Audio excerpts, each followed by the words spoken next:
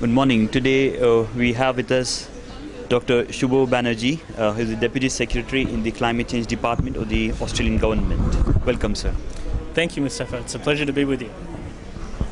Sir, we have heard that it's quite now well known that Australia has launched a carbon tax.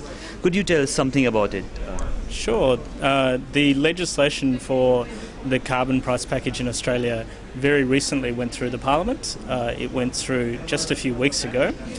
This is the culmination of a very long design process and political debate in Australia, but it is now official that a carbon price will apply from 1 July next year. It will initially be a fixed price for 3 years, and then it'll move to a fully flexible trading scheme. Sir, what's the number of companies which will be taxed in this scheme? Our estimate is that it will be about 500 liable entities. So there's a threshold, an emissions threshold for deciding if you're liable or not. And the emissions threshold is broadly 25,000 tonnes for a particular facility. So we're just working through the details of that now with possible companies. But our estimate based on previous reporting is that it'll be about 500. So these 500 are the number of industries, or do they pertain to the installations?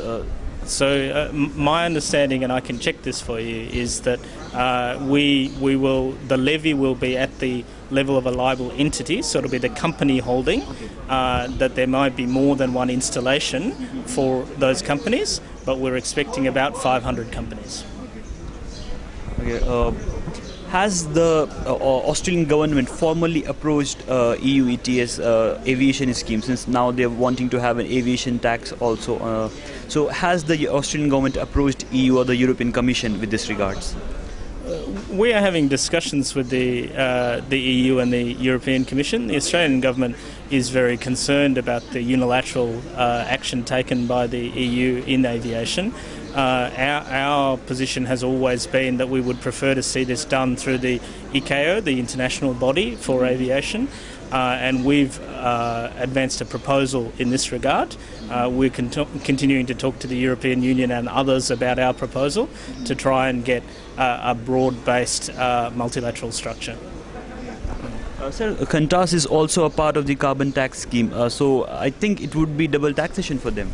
Well, they are part of the tax scheme for their domestic emissions at the moment. So at the moment there's a clear divide between the international routes, which would be covered by ICAO or whatever the other arrangements are, and the domestic flights. For domestic flights, they will definitely be covered. Yeah. So will Qantas not be covered for the international routes which they operate from Australia? Not under the carbon pricing scheme put by Australia. Sir, Japan has started to take this bilateral offset credit mechanism quite seriously, and they have been having a number of discussions across the globe.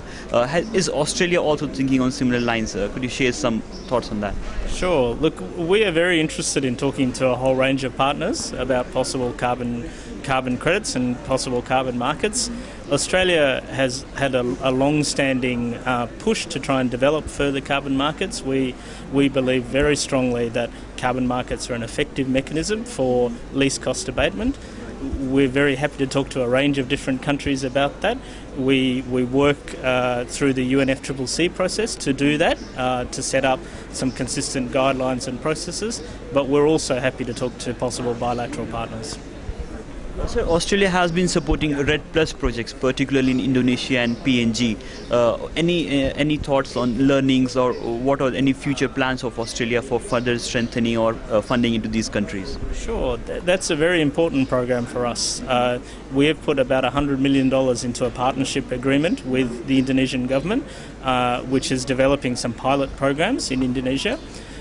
These are going well, I think. I'm hoping to visit them sometime next year, and our minister will go next year. So we are beginning to see some action on the ground and some positive developments for local people and development. But as everyone knows, there are many challenges in RED projects. The challenges include thinking about land tenure, thinking about what a sustainable development path is. We think the best way to work through these challenges is to go and do them and to do a pilot program, and that's what we're supporting. Sir, there are also news which is coming in now since yesterday that the Australian Environment Minister is going to visit China maybe next year. So, what's the purpose of the visit? Sure, we have a high-level ministerial dialogue, which is at the moment conducted between Vice Chairman Scehme and our Minister, Minister Combe. They met in March this year in Australia, and we are hoping then that the next edition of that dialogue will be held in China. The two countries are currently talking about dates, but it's our expectation that the dialogue would continue. It's been very constructive and positive to talk about a range of different issues, from issues to do with the UNFCCC to more local action and partnership on carbon markets, low carbon development for cities, a range of different things. Are there talks of interlinking the carbon markets between these two countries, between Australia and China? Well, we are very interested in the proposals that China is pursuing at domestic level to think about emissions trading in the 7 regional areas.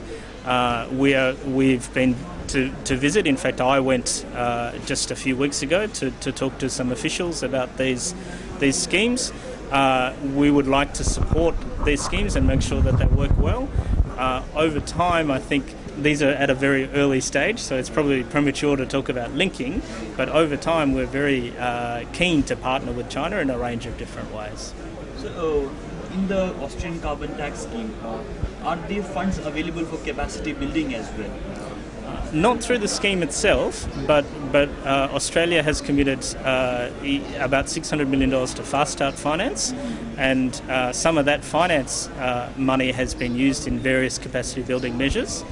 Australia has also, for a long time, been involved in a market readiness initiative, which again would be very happy to contribute some, to look at possible proposals under that.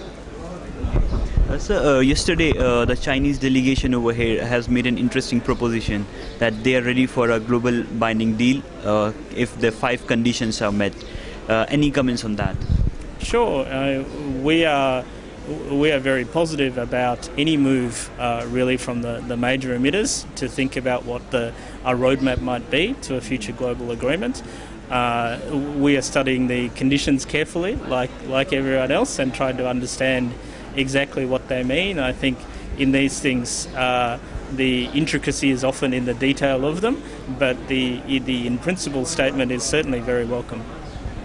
Sir, how would you like to summarize what's going on in the negotiations? If you could share with us, we are not accessible to the closed-door meetings, and so if you can just summarize what's going on inside, particularly with GCF, there's a lot of interest on it.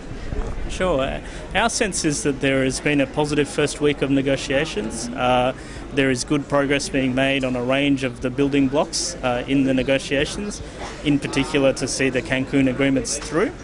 As you would expect, there are strongly divergent views, and those are put during the first week. As the ministers come, our minister is now on the ground. As the ministers come and start to discuss, we'd hope to see some resolution of these things, but we're still hopeful. Anything on GCF if you would like to add? Sure. I think the GCF governing instrument was a complex and difficult negotiation in and of itself. We are hoping that it will be possible to adopt or operationalise this fund, but there's still work to do. Thank you, Dr. Banerjee, for sharing your thoughts with us. Thanks a lot. Thank you.